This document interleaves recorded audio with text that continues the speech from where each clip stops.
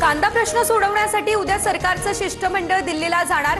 केंद्रीय सहकार मंत्री अमित शहा यांच्यासोबत चर्चा करेल।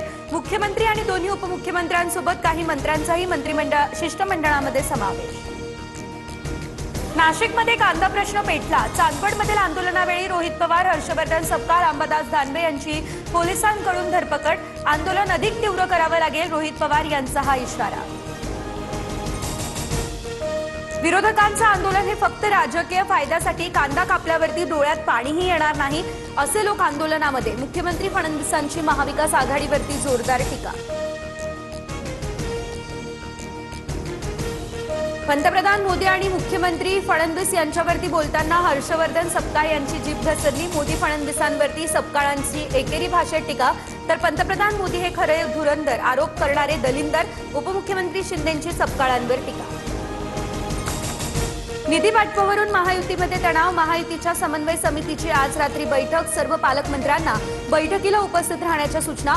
समितीने ठरवलेल्या सूत्राप्रमाणे निधीचं वाटप होणार।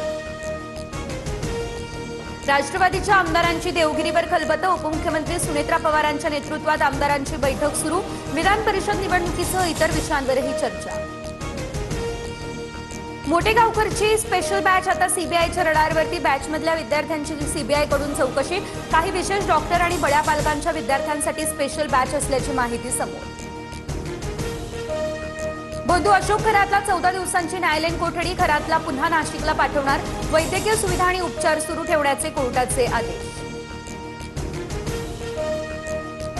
अमरावतीमध्ये आता 24 तासात 7 जणांचा उष्माघाताने मृत्यू झाल्याची शक्यता।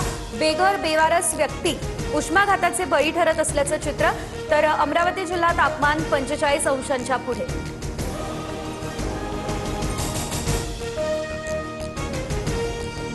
अमरावतीमधील बिबट्या तब्बल 3.5 तासांनंतर जेरबंद रामपुरी कॅम्पमध्ये दहशत घालणारा हा बिबट्या 3.5 तासांच्या अथक प्रयत्नांनंतर वन विभागाकडून बिबट्याचं रेस्क्यू। नागरिकांनी सुटकेचा निश्वास सोडला।